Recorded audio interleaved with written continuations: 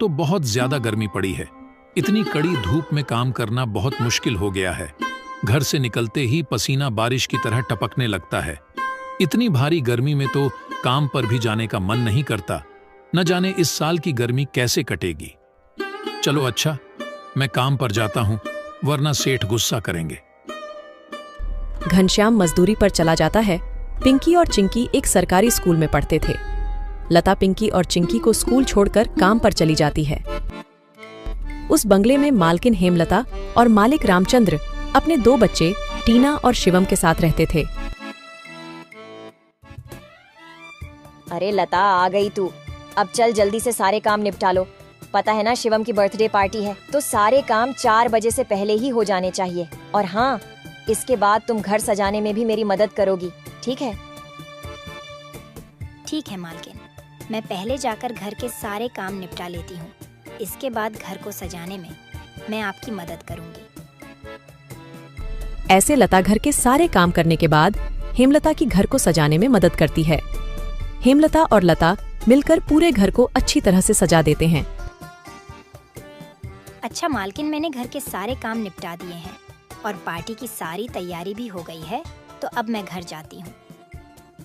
हाँ ठीक है, लेकिन पता है ना तुम्हें आज शिवम की बर्थडे पार्टी है, तो तुम शाम को 7 बजे अपने बच्चों के साथ पार्टी में आ जाना। और हाँ, मुझे तुम्हारी थोड़ी मदद की भी जरूरत होगी। ठीक है मालकिन, मैं शाम के समय बच्चों के साथ यहाँ आ जाऊंगी। ऐसा कहकर लता घर चली जाती है और दोनों बच्चों को तैयार करके शाम को 7 बजे पार्टी में आ जाती है। पार्टी बहुत ही शानदार होती है। लता के बच्चे इतना बड़ा घर देखकर कहते हैं, अरे यार चिंकी, यह घर कितना बड़ा है और कितना सुंदर है। बाहर कितनी गर्मी है, फिर भी इनके घर के अंदर कितना ठंड लग रहा है। पिंकी और चिंकी की बातें शिवम सुन लेता है और वह उनसे कहता है, अरे ये घर ठंडा इसलिए लग रहा है क्योंकि हमारे घर में हर कमरे में एसी लगा हुआ है। ओह, मतलब कि एसी लगाने से घर बहुत ठंडा हो जाता है। दीदी, हम भी अपने पिताजी को अपने घर में एसी लगाने के लिए बोलते हैं ना, हमारे घर में भी बहुत ठंडा लगेगा। चलो बच्चों, इधर आओ, केक काटने का टाइम हो गया है। जब केक काटने लगता है तो पिंकी और चिंकी एसी की ठंडी ठंडी हवा खाते खाते शिवम के कमरे की तरफ चले जाते हैं और शिवम के कमरे के बाहर खड़े होकर एसी की ठंडी ठंडी हवा का मजा लेने लगते हैं। एसी की ठंडी ठंडी हवा खाते खाते वह दोनों कमरे के अंदर चले जाते हैं। दीदी, यह कमरा तो सबसे ठंडा है, इसमें कितनी ठंडक है। और दीदी, यह देखो, यह बिस्तर कितना सुंदर है, बिल्कुल मखमल जैसा। दोनों बेड पर बैठ जाते हैं और ठंडी ठंडी हवा का आनंद लेने लगते हैं। देखते ही देखते 15 मिनट बीत जाते हैं और आराम करते करते कब दोनों की आंख लग जाती है, उन्हें पता ही नहीं चलता। इतने ही देर में अचानक से शिवम की बहन टीना कमरे में आ जाती है। वह पिंकी और चिंकी दोनों को शिवम की बेड पर लेटा देखकर जोर से भड़कती है। ये दोनों मेरे कमरे में क्या कर रहे हैं? माँ इधर आओ, देखो ये दोनों मेरे बेड पर क्या कर रहे हैं। टीना की आवाज सुनकर हेमलता कमरे में आती है। तुम दोनों अभी के अभी मेरे बेड से उठो। पिंकी और चिंकी हेमलता की आवाज सुनकर जग जाते हैं।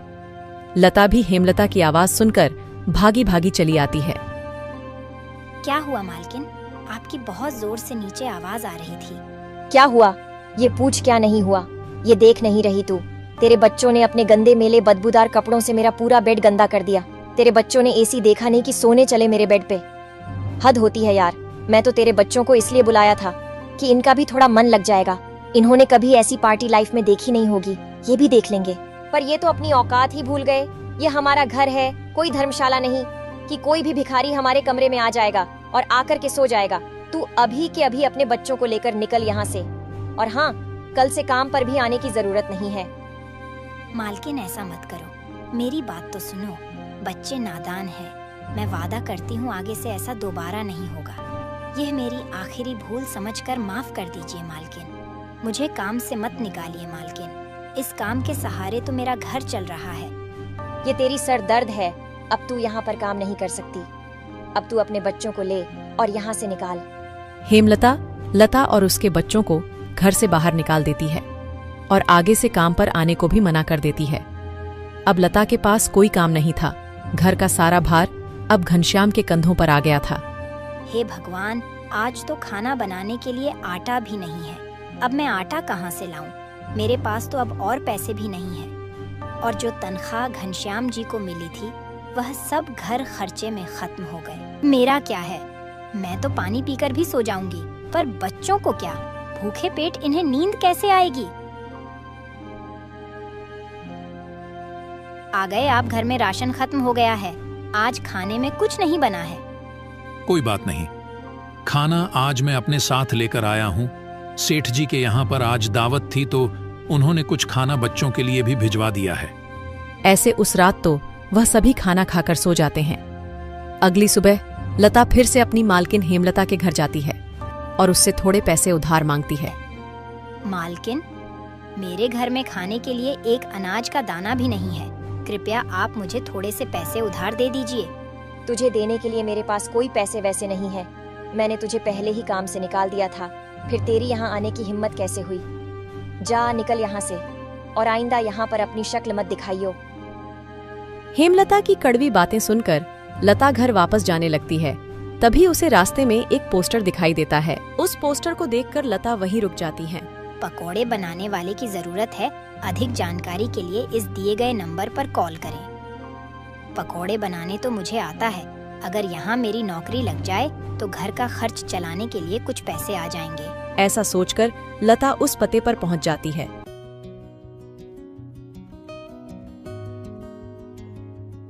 भैया, मैंने आपका पोस्टर देखा। आपको किसी पकोड़े बनाने वाले की जरूरत है? हाँ, जरूर तो है। तुम पकोड़ा बना लोगी। क्या तुम्हें पकोड़े बनाने आते हैं?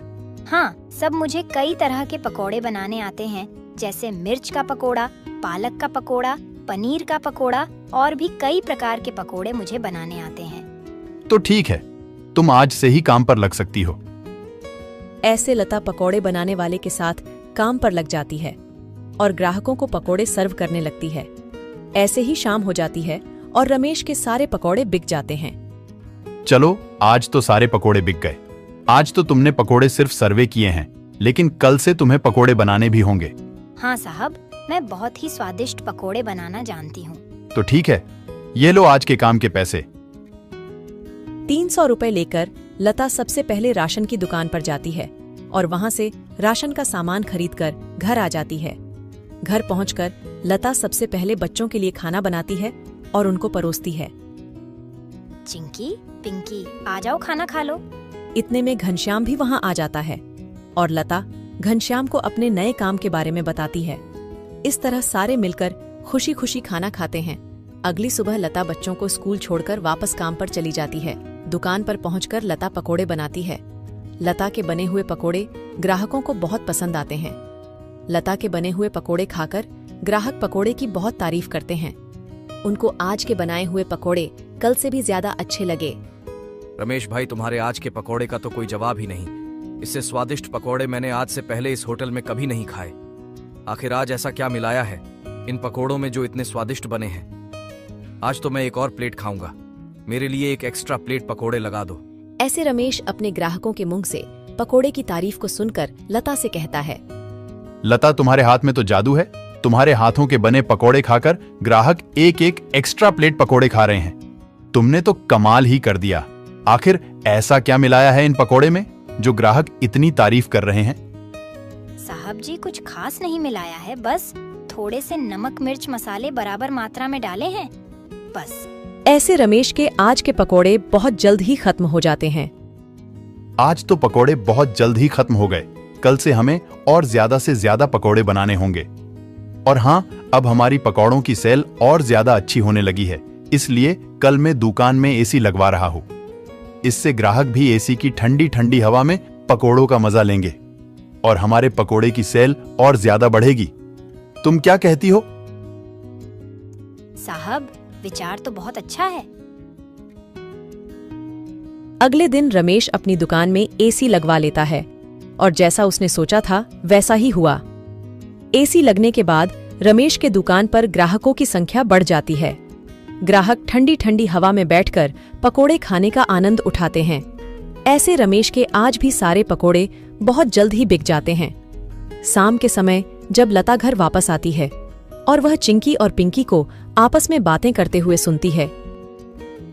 दीदी, उस दिन पार्टी में कितना मजा आ रहा था ना। कहाँ हम उस दिन एसी की ठंडी ठंडी हवा खा रहे थे, और कहाँ आज हम इतनी गर्मी में बैठे हैं। काश हमारे घर में भी एसी होती तो हम भी अभी एसी की ठंडी ठंडी हवा खा रहे होते। इतने में लता अंदर आ जाती हैं। अरे चिंकी और पिंकी, तुम दोनों क्या कर रहे हो?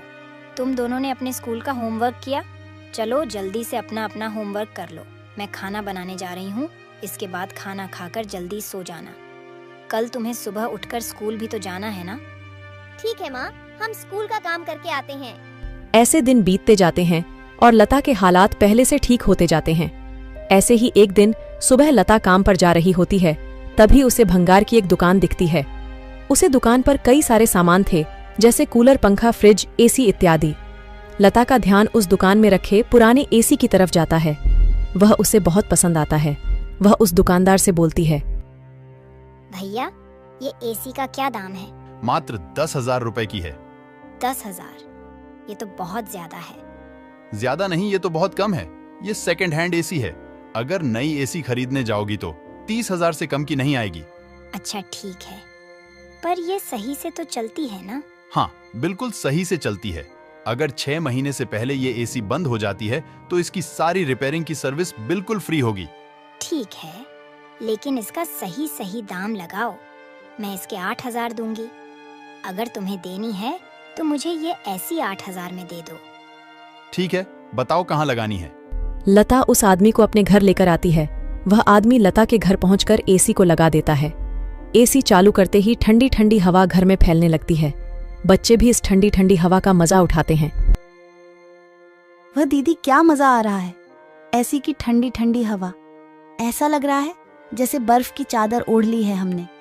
इतनी कड़ी गर्मी में ये ठंडी ठंडी हवा बर्फ की चादर जैसी लग रही है। घर में एसी के लगते ही बच्चे बहुत खुश हो जाते हैं। घनश्याम भी घर पर आ जाता है। ओह, आखिर तुमने बच्चों की इच्छा पूरी कर ही दी। कैसे ना करती भला, बच्चे तो आखिर मेरी जान है। इनसे बढ़कर मेरे लिए कुछ भी नहीं। एसी लग जाने की वजह से बच्चे बहुत खुश होते हैं और लता की कमाई भी अच्छी होने लगती है। लता के बने हुए पकौड़ों की वजह से रमेश के दुकान पर ग्राहकों की भीड़ लगी रहती थी। इससे रमेश खुश होकर लता की तनख्वाह बढ़ा देता है। थोड़े दिन बाद घनश्याम भी सेठ धनीराम के यहाँ मजदूरी छोड़कर लता के साथ पकोड़े बनाने लगता है। दोनों को रमेश काफी अच्छी सैलरी देता था, जिससे उनका घर खर्च काफी आसानी से चल जाता था। बच्चे पूरी गर्मी ऐसी की ठंडी ठंडी हवा में गुजरते हैं और इस तरह वह लोग अपना जीवन खुशी खुशी जीने लगते हैं।